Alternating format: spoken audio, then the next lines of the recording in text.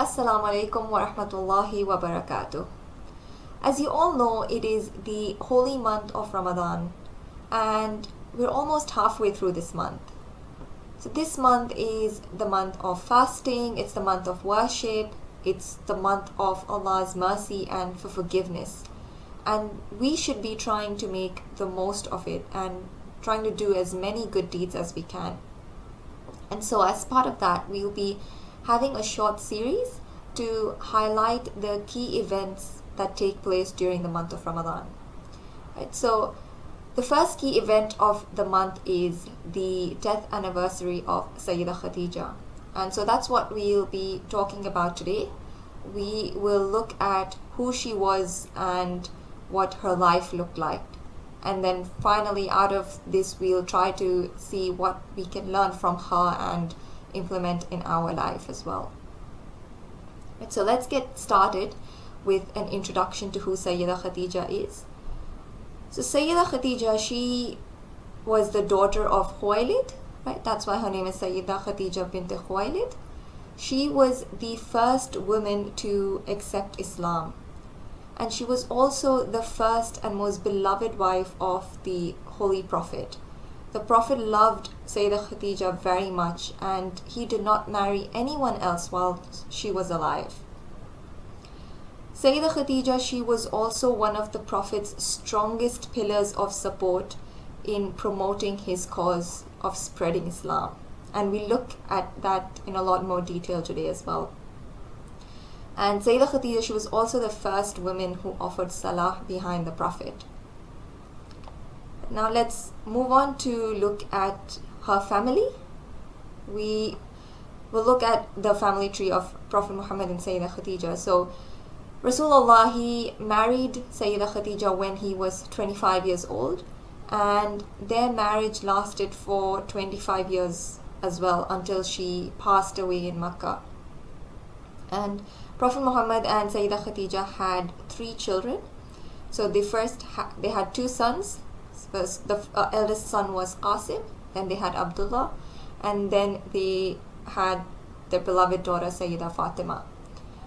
And because Qasim was the eldest son of the Prophet also has a title called Abul Qasim, which means the father of Qasim, because it was the culture in Arabia to refer to a man by his eldest son. However, very unfortunately, Qasim and Abdullah, they both died in their infancy.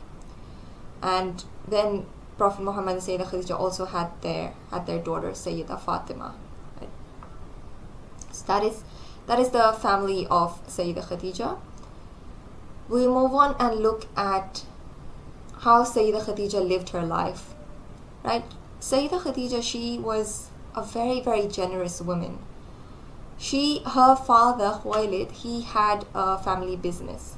Right? So when her father passed away, Sayyidah Khadija took charge of the family business. And she did really well and her business grew very, very rapidly. And of the profits that she made from her business, all the money that she made, she used that money to help others. Right? She was very, very generous with all the wealth that she had. So she used it to help the poor. She helped the orphans, the widows, the sick and the disabled people. And if there were any poor girls, Sayyidah Khadija would help them get married and she would use her wealth to arrange dowry for them so that those girls could get married. Right? So this is how Sayyidah Khadija chose to use her wealth that she made off her business. And because of her successful business, she was one of the richest people in Arabia. Right? So when she got married to the Holy Prophet, she was very, very rich. She was one of the richest ones. So when she got married, she wanted everything that belonged to her to also belong to her beloved husband. And so she sacrificed all of her wealth to support the early Muslims. Because for Sayyidah Khadija, her faith was always more important to her than the wealth that she had. Her faith was more important than any money that she had. And so she gave up all of it, all of her wealth she gave up for the cause of Islam.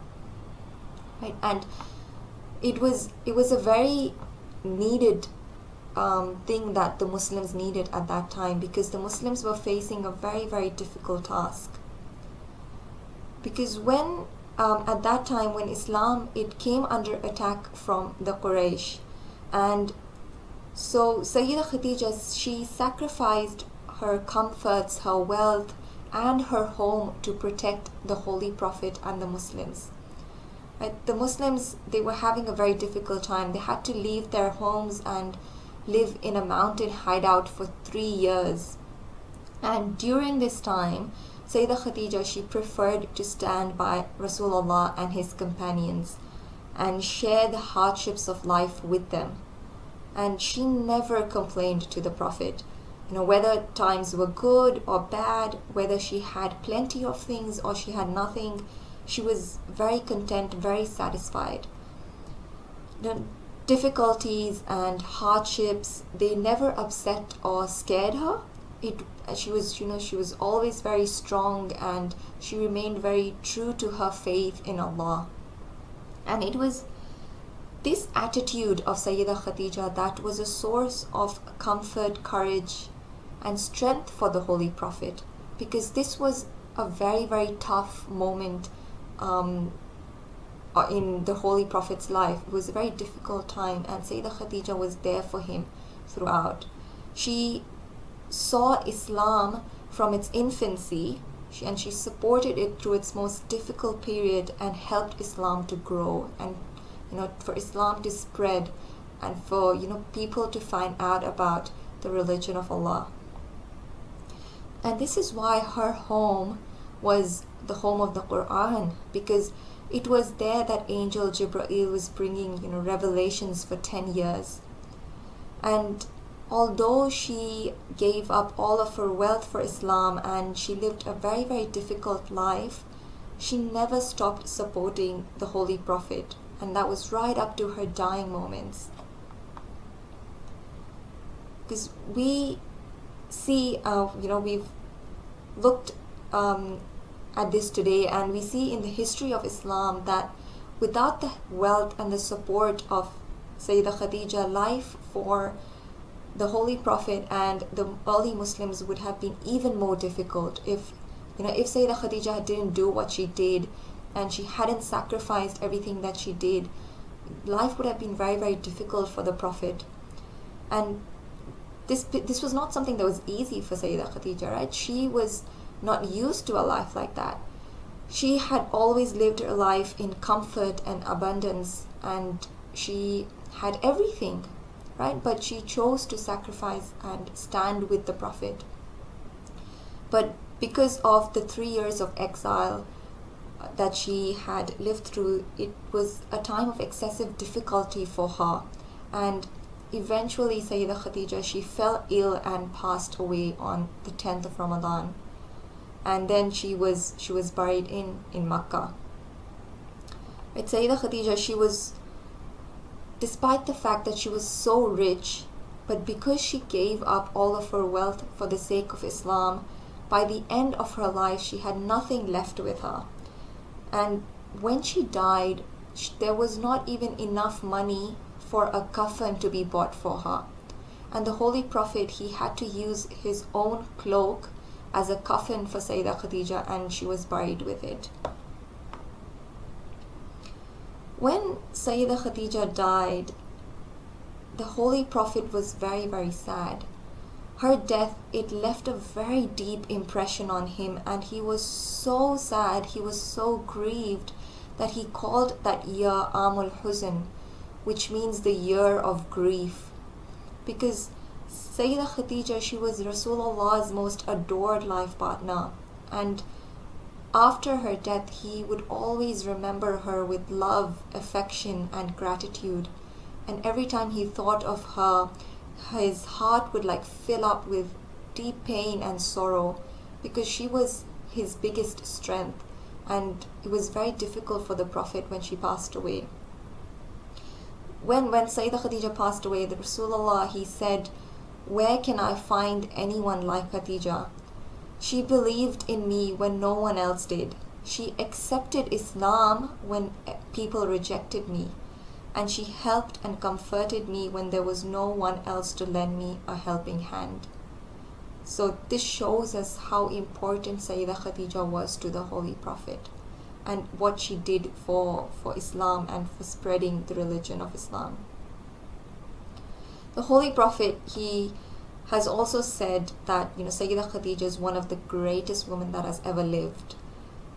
He says that the four greatest women of the world are Khadija bint Khuwailid, Fatima bint Muhammad, the daughter of the Holy Prophet, Maryam bint Imran, and Asiya bint Muzahim, the wife of Fir'aun. Right. So this shows us the life that Sayyidah Khadija lived, and we've looked at who she was and everything that she did today. So what can we learn from her? We saw how strong her faith was and how she chose to live a life in the way of Allah. And that's something we can take on, that we should also try to live a life that is spent in the way of Allah. Our decisions and the things that we do every day should have Allah's, or we should always have Allah on our mind. That what we are doing, is this going to make Allah happy? And rather than just living a life that fulfills our worldly desires. Because Sayyidah Khadija, she had everything, but she chose the path that would please Allah the most. And she always remained very strong and firm in her faith. She always trusted Allah despite all the struggles and the difficulties that she had to face. And we also saw today how generous she was, and she was so willing to give to others and help others in need, however and as much as she could. And that's something we can learn from, especially in this month of Ramadan, to try and do as many good deeds as possible, and to try and give to others. And very importantly, when we're doing our good deeds, Sayyidah Khadija only did good for the sake of Allah, right? She did not want other people's approval, or she didn't want other people to praise her. Whatever she did for the sake of Allah and to seek His pleasure. And so whenever we do good deeds, our intention should also be that this is just for Allah, and we should only expect a reward from Him, and our deeds and actions shouldn't be to please the people around us. It should just be to please Allah. Right? So this is what we can take away from today's talk. Before we end, we'll do a small activity to see how much we've learned today and how much you can remember. Right? It should be pretty easy. I'll read out the questions, and I'll give you a few minutes to answer them. Right, so the first one is, Sayyidah Khadija was the dash woman to accept Islam.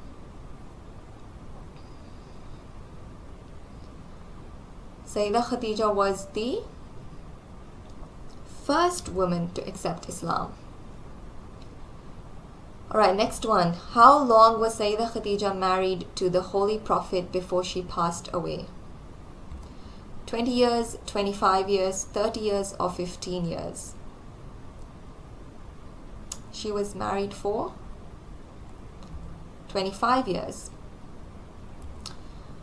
Alright, third question. The beloved daughter of Prophet Muhammad and Sayyidah Khadija is dash, and she is also one of the dash greatest women of the world. So, who is the daughter of Prophet Muhammad and Sayyidah Khadija? It is Sayyidah Fatima. She is also one of the dash greatest women of the world. How many women of the world did the Prophet say were the greatest women of the world? She is one of the 4 greatest women of the world. Which is true about Sayyidah Khadija? She was the first woman who offered salah behind the Prophet. She sacrificed all her wealth for Islam. She believed in the Prophet when everyone else rejected him, or all of the above. Which one out of this is true? It is all of the above, right? All of that is true about Sayyidah Khadija. Okay, last one. Sayyidah Khadija passed away on dash. So what is the date and the month? And the Holy Prophet named that year as the year of. So she passed away on the 10th of Ramadan. And the Holy Prophet called that year as the year of grief, right? Alright, so well done to everyone who got those right. And that's it for today's talk. I hope you have been able to learn something new about Sayyidah Khadija, and there's something that you have been able to take away and can reflect on after today's talk. We'll be back with another session on Imam Hassan soon, inshallah. Thank you for listening. Khuda Hafiz.